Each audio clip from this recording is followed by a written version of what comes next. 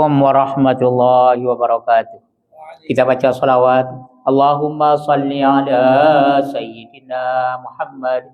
Allahumma salli alaihi wa sallim. Allahumma salli ala Sayyidina Muhammad.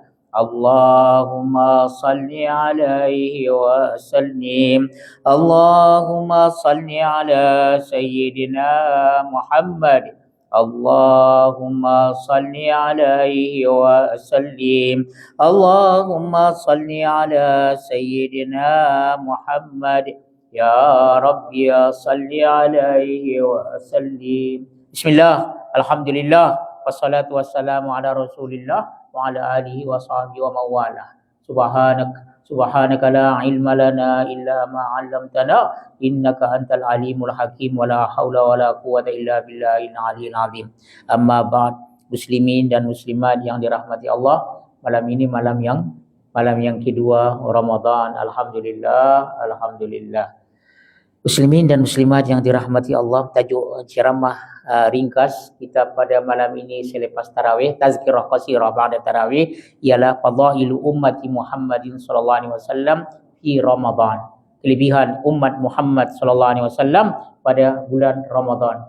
Kita semua umat Muhammad sallallahu alaihi wasallam ada disebut kelebihan kita yang khas ya pada bulan Ramadan.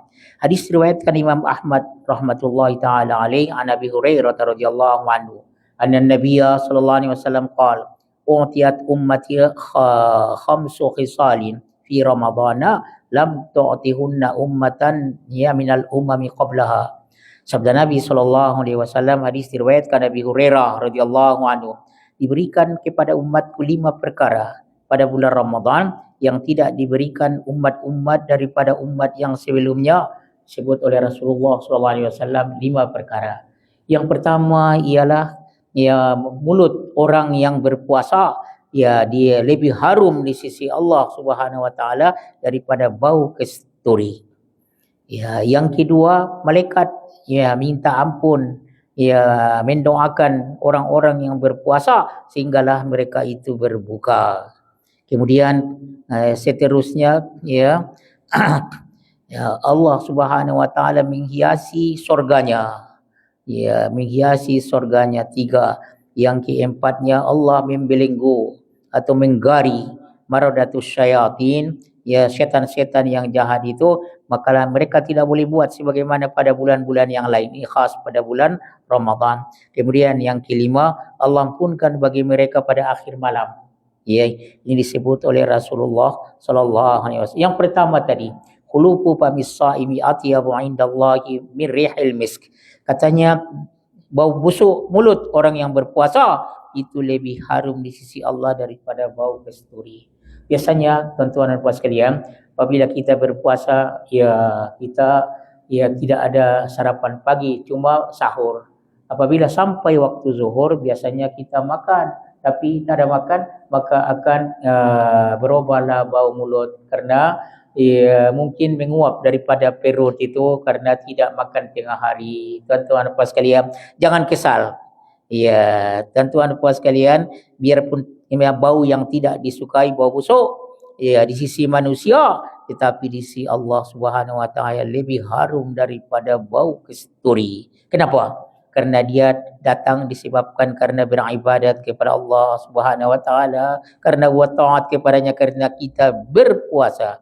Ya, maka setiap perkara yang terjadi disebabkan kerana buat taat kepada Allah Subhanahu Wa Taala, maka itu adalah sangat dikasihi oleh Allah Subhanahu Wa Taala.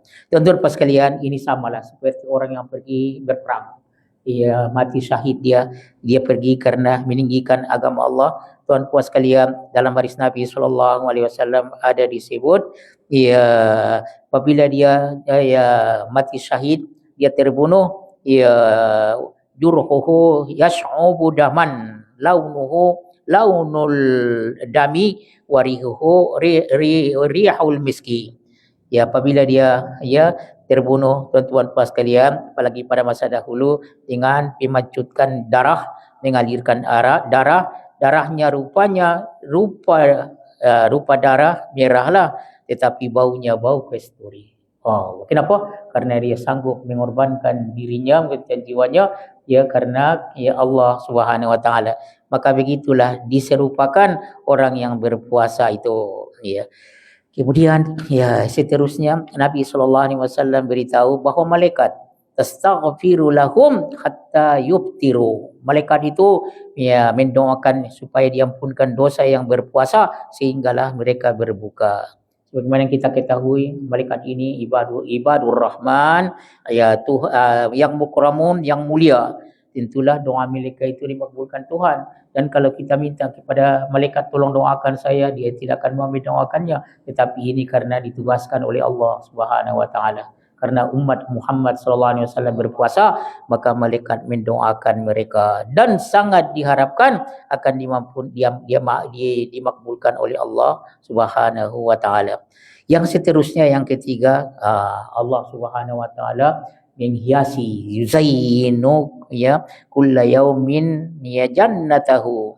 Ya, dan Tuhan berfirman hampir-hampirlah hamba-hambaku yang soleh untuk mereka tinggalkan kesusahan dan mereka akan datang kepadamu. Maka surga itu dihiasi pada bulan Ramadan itu disebut oleh Rasulullah sallallahu alaihi wasallam. Sebenarnya menggalakkan kita buat taat kepada Allah Subhanahu wa taala. Riwayat yang lain pintu surga dibuka, pintu neraka ditutup. Tidak ada pun yang dibuka. Tuan-tuan puas sekalian, ini menunjukkan rahmat Allah Subhanahu Wa Taala kepada kita umat Muhammad Sallallahu Alaihi Wasallam.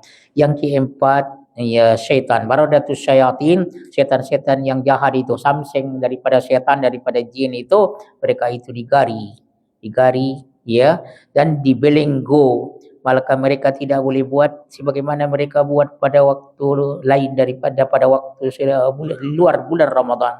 Di bulan Ramadan mereka itu dibelenggu. Kalau orang katanya bagaimana?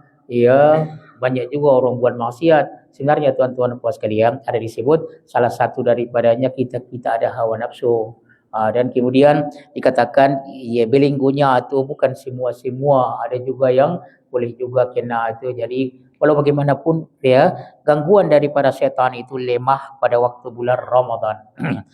Tapi yang kelimanya ya Allah Subhanahu Wa Taala mengampunkan bagi umat Muhammad Sallallahu Alaihi Wasallam pada akhir malam daripada bulan ini apabila mereka itu menunaikan kewajipan mereka dan beribadah kepada Allah Subhanahu Wa Taala. Dalam hadis ini ada disebut fa innal amila yuwaffa ajruhu inda intihai amalihi. Biasanya orang bekerja, apabila sudah bekerja bagilah gaji dia. A'tul ujurata ajrahu iza qabla ayyajib fa'araku. Dalam hadis Nabi sallallahu alaihi wasallam, kalau ada orang bekerja dengan kita sebelum dia keringatnya, maka bagilah upahnya. Maka Allah Subhanahu Wa Taala pun begitu juga. Di akhir Ramadan semua akan dapat pahalanya, dan setiap malam Allah ada bagi Allah Subhanahu Wa Taala ada utaqa, yaitu kemerdekaan daripada api neraka. Jangan lupa, kenapa begitu besar dia di Ramadan ini? Karena salah satu daripadanya mereka buat dengan ikhlas. Yang keduanya, tuan-tuan puas sekalian, ya mereka mengikut sunnah Nabi Sallallahu Alaihi Wasallam. Ya, dan Allah Subhanahu Wa Taala yang ketiganya mengganda-gandakan pahala di bulan Ramadan. Jadi tuan puas sekalian, semoga kita mengingat cerita ini supaya kita bersungguh-sungguh buat ibadah kepada Allah Subhanahu Wa Taala. Ada 5 perkara tadi disebut oleh Rasulullah Sallallahu Alaihi Wasallam. Selalulah berdoa kepada Tuhan supaya dibagikan pertolongan. Allahumma a'inni ala zikrika wa syukrika wa husna ibadatik. Ya Tuhan, tolonglah aku ya untuk senantiasa mengingatmu dan bersyukur kepadamu dan buat ibadat yang paling baik kepadamu. Kita baca sama. Allahumma a'inni ala zikrika wa syukrika wa husna ibadatik. Kalau kita jadi imam, kita ramai, kita jadikan dia jamaah ramai. Allahumma a'inna, kita baca sama. Allahumma a'inna ala zikrika wa syukrika wa husni ibadatik. Wabillahi taufiq wal hidayah. Wassalamualaikum warahmatullahi wabarakatuh.